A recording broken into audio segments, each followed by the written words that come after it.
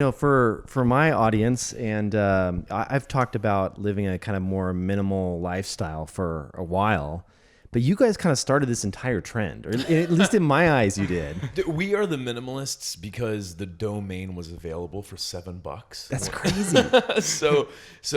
Yeah, we I wish we could say that we came up with this idea, but I think because we're the minimalists, people think about us when they think about minimalism. Yeah. But this idea has been around for so long, right? Yeah, I guess like Zen, like masters. Yeah, go back to the Stoics, and yeah, it's an answer that's been around for a long time. I think we have a different problem now, and I think, but it's an answer that's been around for a while. So, what was the point where you guys said, "I'm going to go buy this domain"? Like, what was the tipping point where this felt like, "Oh shit!" Like, we need to change our lives in some way. Well, I think it took a while to get there. I stumbled across minimalism through a few folks. There's a guy named Colin Wright. I'm not sure if you're familiar with him, but at the time he was like this 25-year-old entrepreneur, and everything he owned fit in his bag.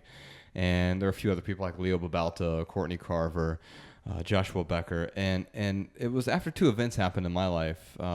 So to back up a little bit, Ryan and I both grew up really poor, like in dysfunctional households, alcohol, drug abuse, no money, food stamps, government assistance, and of course we thought the reason for our discontent was the lack of money that we had. So when I turned 18, I went out and I got an entry-level corporate job, and I spent the next decade sort of just climbing the corporate ladder.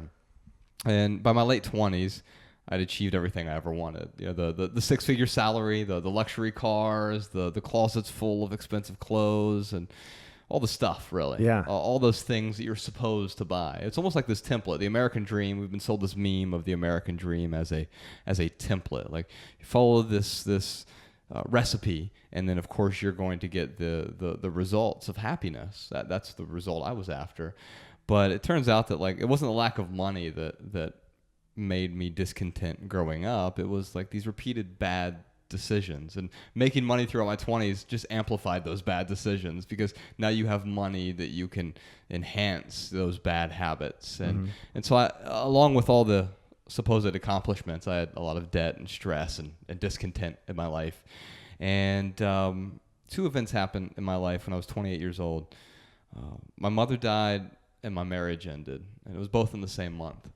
And it was really those two events that forced me to look around and start to question what had become my life's focus.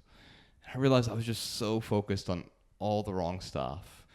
And so I started simplifying. I stumbled across, thankfully it was minimalism, and it wasn't like Jonestown or some sort of cult. Right. Right. I was just looking for answers. And the first thing I saw was this guy on Twitter who owned 52 items, and that allowed him to travel around the world. And that was interesting to me, although I'm not a big fan of travel, so I didn't want to be like this peripatetic writer. But he said this thing called minimalism allowed him to pursue what he was passionate about. And that was appealing to me, but also made me start asking more questions, like, who is the person I want to become? What am I actually passionate about? Why have I given so much meaning to all these things? Why am I so discontented, actually? And through that journey of finding these different people who were living minimalist lives, they were all different people. Some of them had families, like Leo Babalta has 6 kids. Wow. And lives in San Francisco. And what I realized is I wanted to simplify my life, but my recipe wasn't going to look just like anyone else's.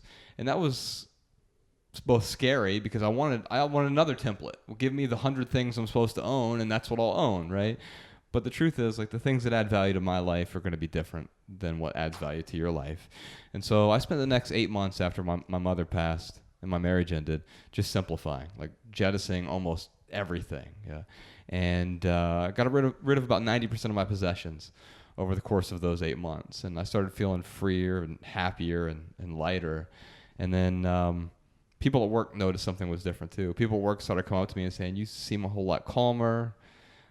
You seem happier. You seem nicer." Yeah. And then Ryan came to me one day and he said, "Why the hell are you so happy?" And so I told him about this thing called minimalism, because I never jumped up and said, "Look at me, I'm a minimalist, and everyone else should be a minimalist too." And so he's like, "Hey, I think I want in on that as well." Yeah, the biggest difference that I saw in Josh is he started making rules for our boss. things like, hey, I'm not going to answer my phone after a certain time. It's like Office Space in a way, basically. Yeah. I am. Yeah, that's so funny. Like the hyperbolic version of what we went through. Yeah, absolutely.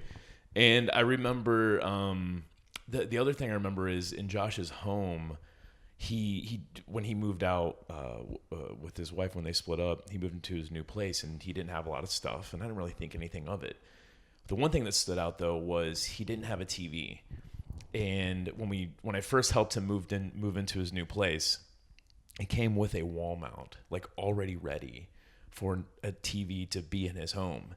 And for us, like that was something that we always prided ourselves on, like, do we have the latest, greatest technology? Yeah. How many, how clear is that picture? Oh. How many do we have? I get it. This is like, you notice there's no TV in my main room here. Yeah. And the reason for that is we told our builder, because they were putting the house together, like, oh, this is where the TV will go. It looks so good. You can put a big TV. And we're like, we don't want a TV.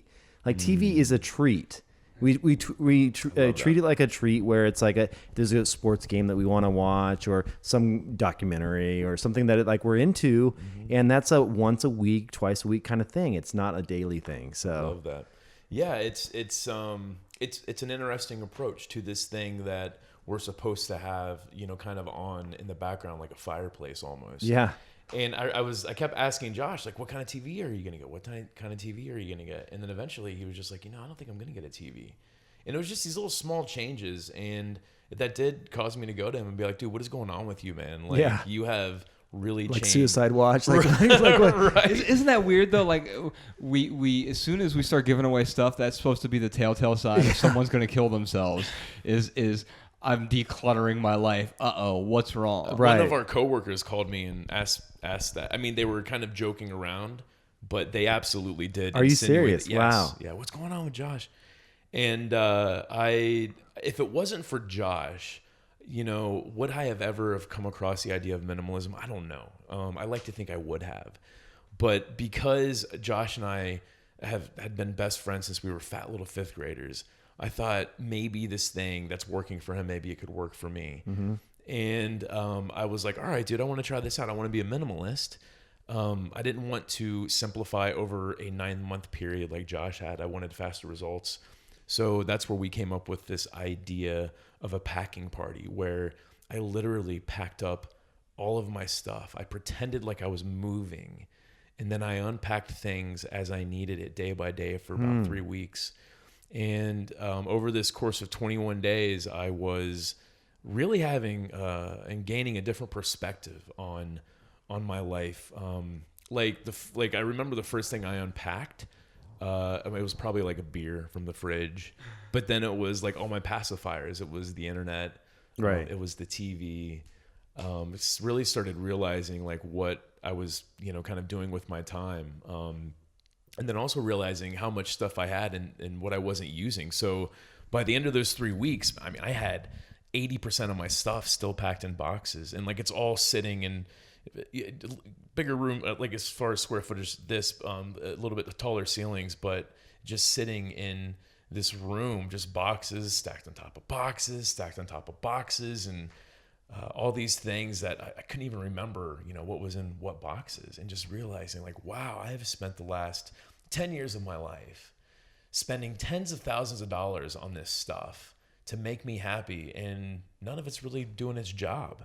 So that's really where the Minimalists.com started, is me kind of going to Josh, and I was like, dude, this is an awesome experiment that we should share with other people, because I got a lot out of it. I think other people could get a lot out of this. And Josh had written some essays and stuff. So yeah, we went to GoDaddy, and we started searching for domains. And I remember Josh sent me the idea for the Minimalists.com. And I was like, dude, if we call ourselves the Minimalists, we're going to be pigeonholed into being the minimalist. And who are we to say, like, we are the minimalist? Because certainly there are like monks would put us to shame, right? Yeah. Like, so I'm talking to Josh about this, and he's like, well, dude, do you have a better idea? And I'm like, I don't, I don't have a better idea. He's like, well, let's just use this as a placeholder. It's funny how those stick when you like eventually get used to it. And Yeah. So now we own it. And, you know, literally and figuratively, I mean, I'm proud to call myself one of the minimalists. It's an honor to really be looked up as like a role model, just for people to kind of have, just something that they can, a recipe that they can look at. And they can say, you know what, Josh and Ryan, they're cool guys. I don't want to live my life exactly like them, but there are some ingredients in their recipe that I can apply to my own life.